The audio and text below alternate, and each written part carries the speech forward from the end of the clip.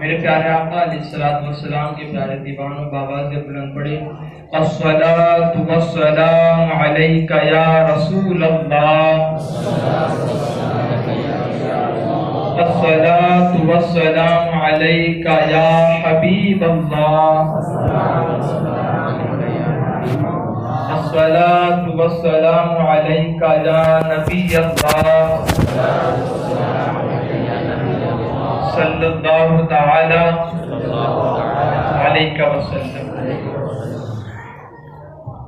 سب سے پہلے اللہ رب العزت کا بہت بڑا احسان ہے کہ اس اللہ رب العزت نے ہم سبوں کو جمعہ کی نماز کے لیے مسجد میں آنے کی توفیق بخشی۔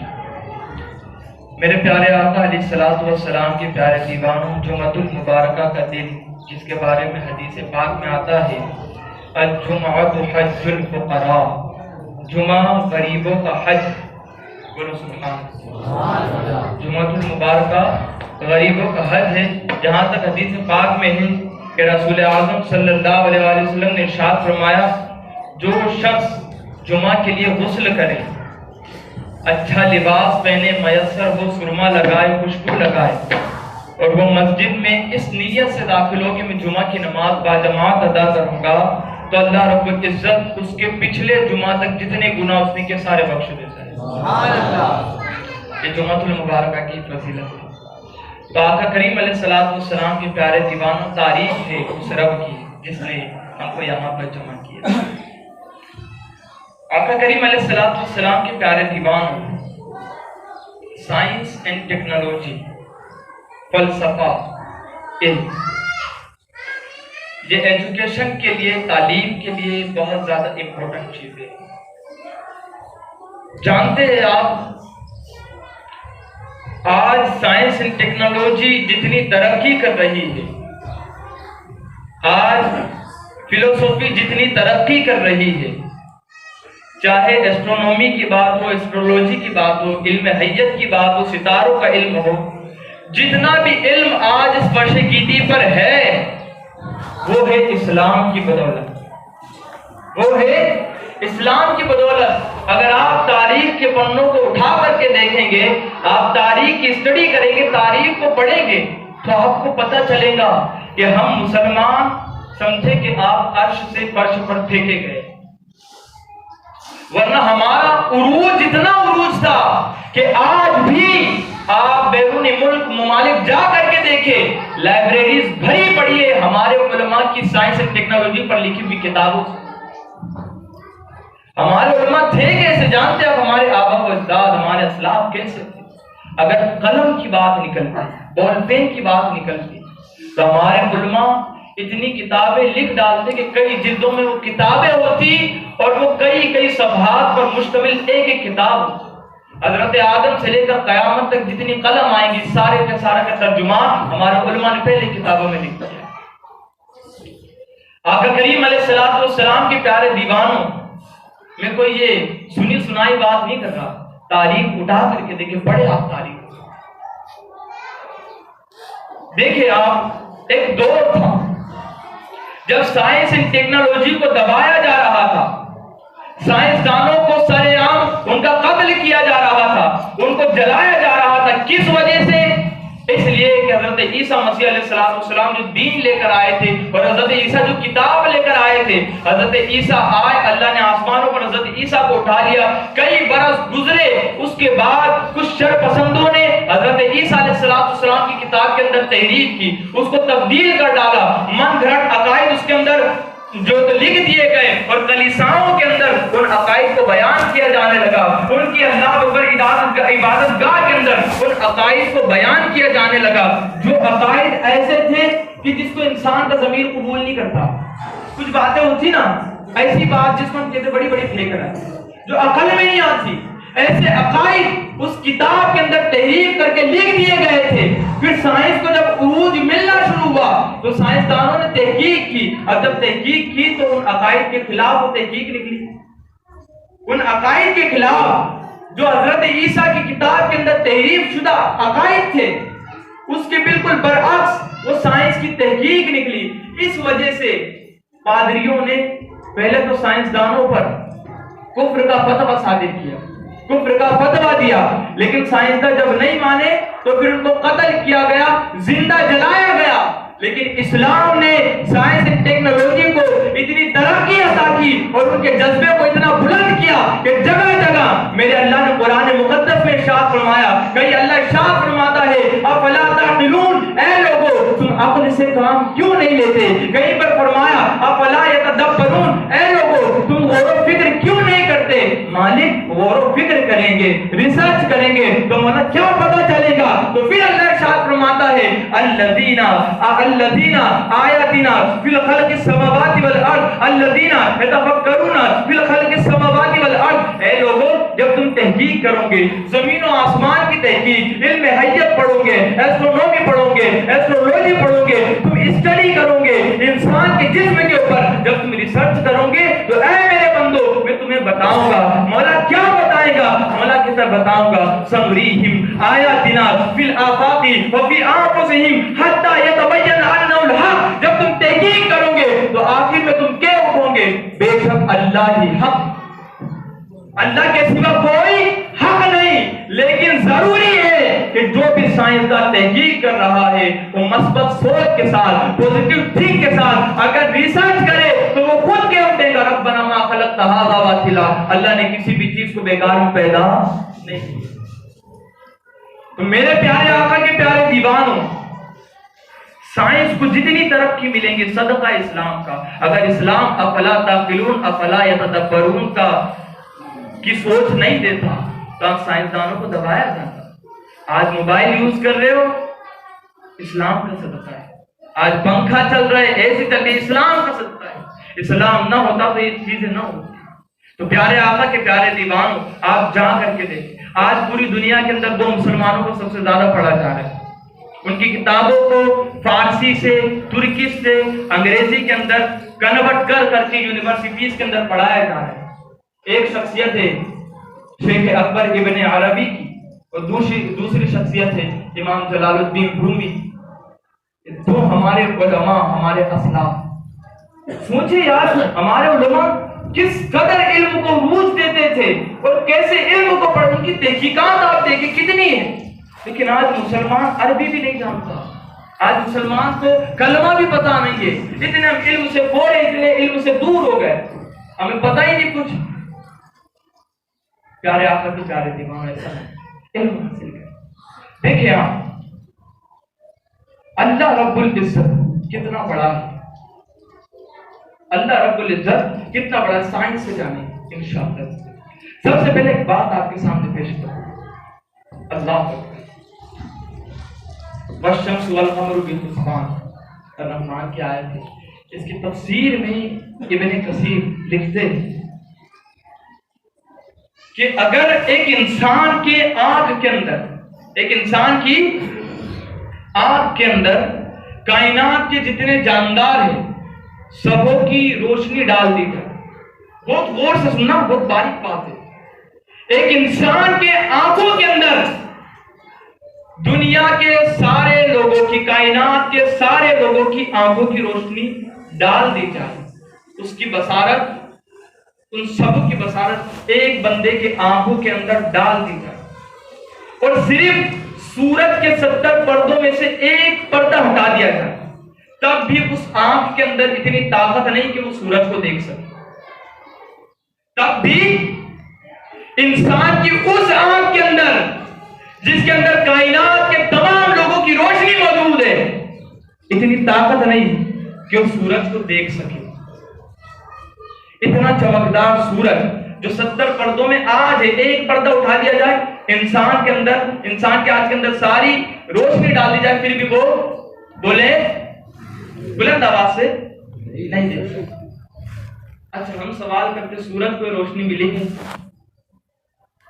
سورج کو یہ روشنی ملی کیسے؟ تو تفسیر ابن کثیر میں ہے کہ سورج کو اتنی سب روشنی جو ملی ہے نا، وہ اللہ رب العزت کے کرسی کے 70ویں پردے کا، غور کرنا، سورج کو اتنی روشنی جو ملی جس کو انسان نہیں دیکھ سکتا اگر ساری کائنات کی آنکھوں کی بصارت اس میں ڈال دی جائے تو اتنی سب روشنی سورج کو جو ملی وہ اللہ رب العزت کے کرسی کے 70ویں پردے کا، کتنے 70ویں پردے کے ایک حصے کا تھوڑا سا نور ہے۔ ابھی کرسی کی بات ہے، اب کرسی کو روشنی کیسے ملی؟ تو کرسی کو جو روشنی ملی وہ اللہ رب العزت کے عرش کے 70ویں نور کا چھوٹا سا حصہ۔ بولے سبحان اللہ۔ اب عرش کو روشنی کیسے ملی؟ اللہ اکبر۔ عرش کو جو روشنی ملی تو وہ اللہ رب العزت کے سامنے جو 70 پردے ہیں ان پردوں میں سے ایک پردے کے نور کا چھوٹا سا حصہ ہے۔ اللہ اکبر۔ اتنے چھوٹے سے حصے سے عرش چمکایا گیا، عرش کے چھوٹے سے حصے سے کرسی چمکی، کرسی کے چھوٹے سے حصے سے سورج چمکا، اور سورج جب چمکتا ہے تو اپنی قدرت کے جلووں کو دکھاتا ہے اور پوری دنیا کو روشن کر دیتا ہے، پوری دنیا کو خوبصورت کر دیتا ہے۔ جب سورج سے روشنی نکلنے والی روشنی اتنی خوبصورت ہے تو میرا اللہ کتنا خوبصورت ہوگا، میرا اللہ کتنا خوبصورت ہوگا۔ اتنی قدرت والا میرا رب، اتنی قدرت والا وہ رب، اس کے نور سے سب چمکا۔ جب بگ بینگ ہوا، ایک دھماکہ، کائنات کی اولین تخلیق کی ابتدا جو ہوئی، بگ بینگ ایک بہت بڑا دھماکہ ہوا جس کی وجہ سے زمین و آسمان جدا جدا ہو گئے۔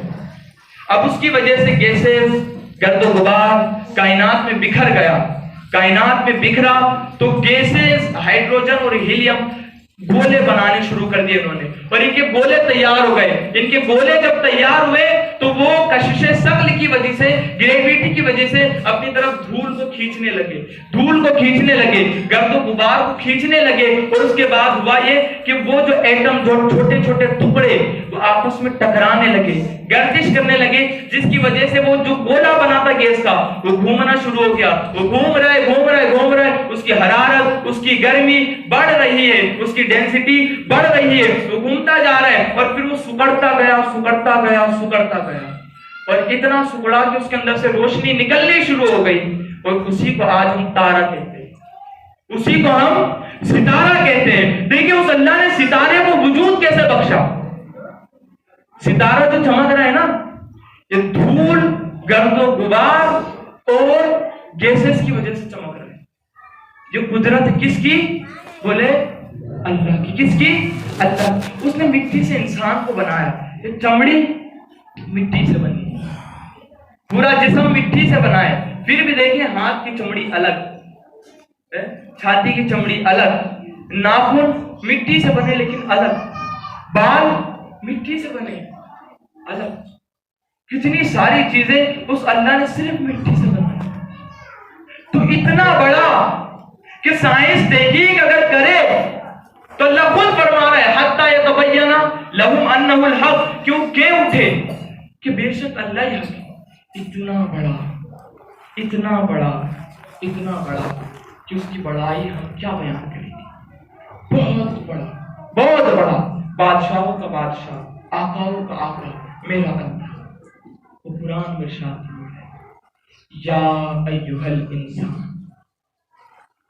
اللہ کتنا بڑا کہ اس کو اگر انسان پڑھنا چاہے، اگر اس کی تاریخ لکھنی چاہے، ساری سمندر کے پانی کی سیاہی بنا دی جائے، سارے پیڑوں کی کاٹ کر قلم بنا دی جائے، پر انسان لکھتا رہے، وہ مر جائے، قیامت آ جائے، لیکن اس اللہ کی ایک نعمت کا بھی انسان باپ پورا نہیں کر سکتا۔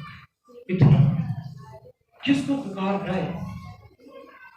کس کو پکار رہا ہے کہ یا ایھا الانسان، او میرے بندے، ما غرک بربک الکریم، اپنے رب کو چھوڑ کر کہاں جا رہے ہیں؟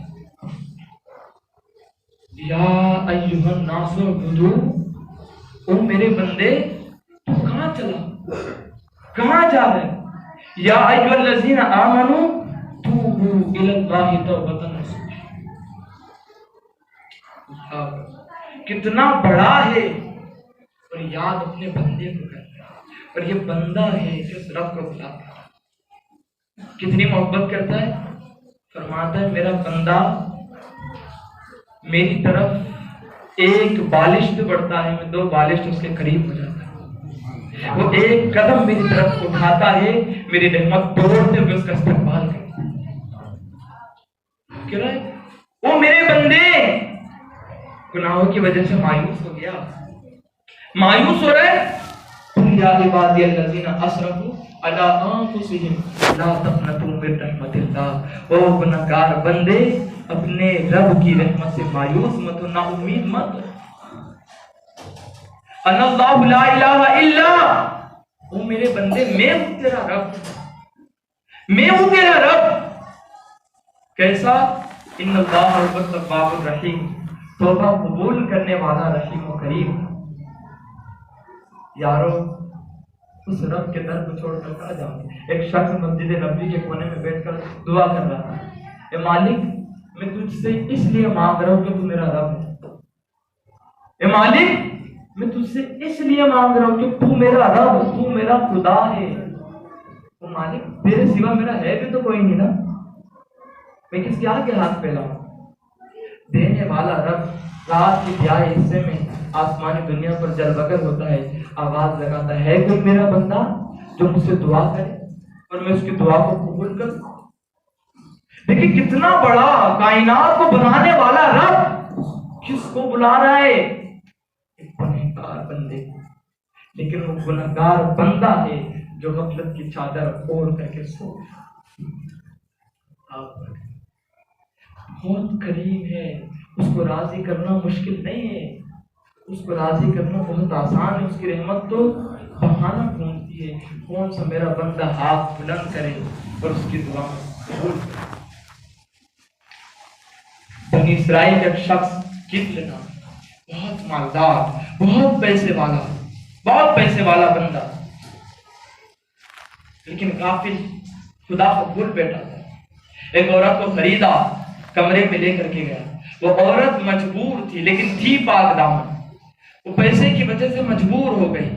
اللہ اکبر، وہ دونوں کمرے میں بیٹھے تو وہ عورت زاروں قطار رونے لگی، رو رہی ہے تھر تھر کانپ رہی ہے۔ اس شخص نے پوچھا، اے خاتون کیا وجہ ہے، کیوں رو رہی ہے، کیوں روتی ہے؟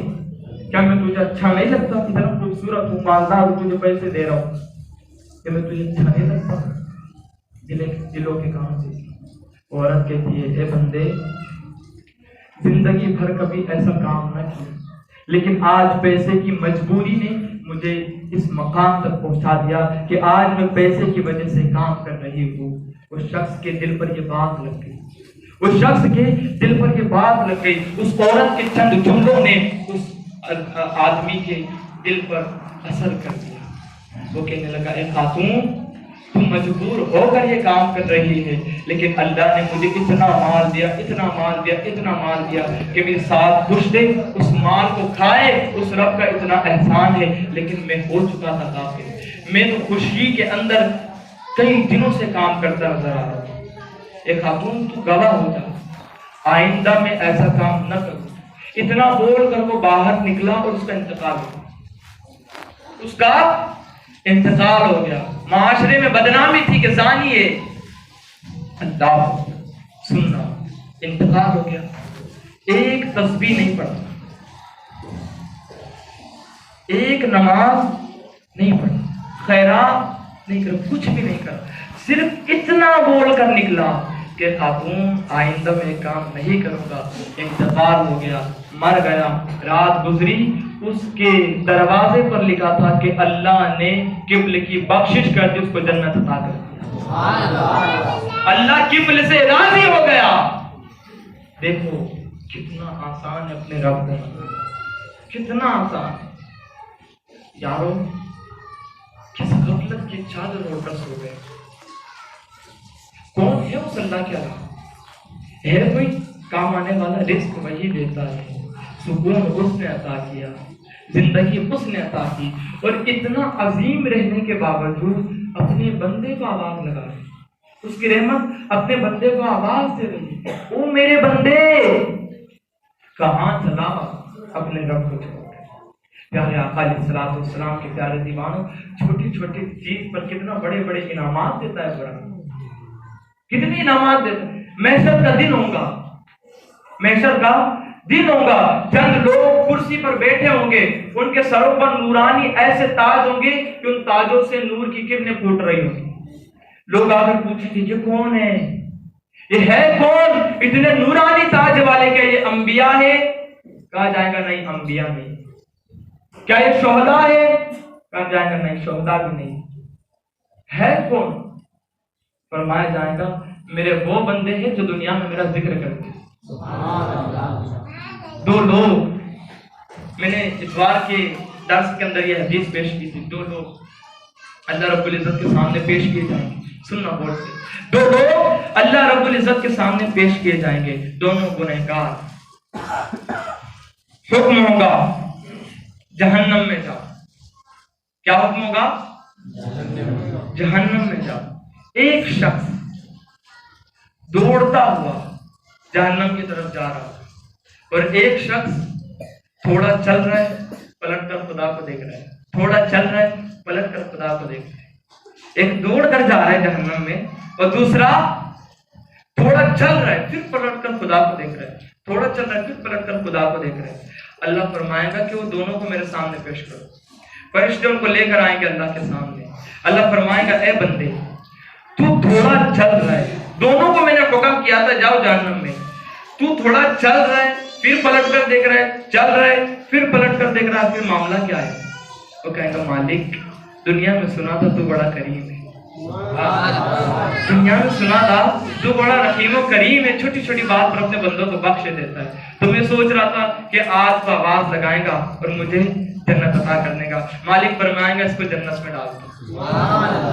پھر دوسرے شخص سے پوچھا جائے گا تو کیوں دوڑ کر کے جا رہا تھا؟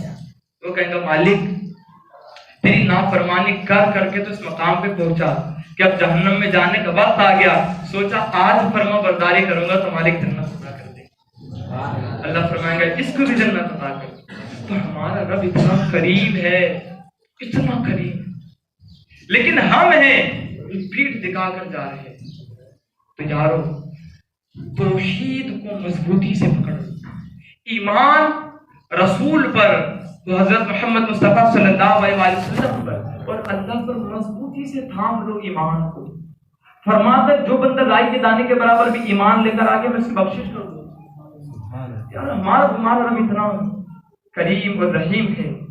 تو پیارے آقا علیہ الصلوۃ والسلام کے پیارے دیوان، اس اللہ کو پہچانو جو خالق ہے، جو کریٹر ہے، جس نے تمام علوم و فنون کو انسانوں کے اندر سمو دیا۔ اس اللہ کو پہچانو، اس اللہ کی رسی کو مضبوطی سے تھامے رکھو، نماز کی پابندی کرو، انشاءاللہ کامیابی ہمارا مقدر ہوگا۔ گفتگو کے بیچ میں کچھ غلطی ہو گئی ہو اللہ رب العزت معاف فرمائے۔ استغفر اللہ ربی من کل ذنب و اتوب الیہ وما علینا الا البلاغ المبین۔ جن لوگوں کی سنتیں باقی ہے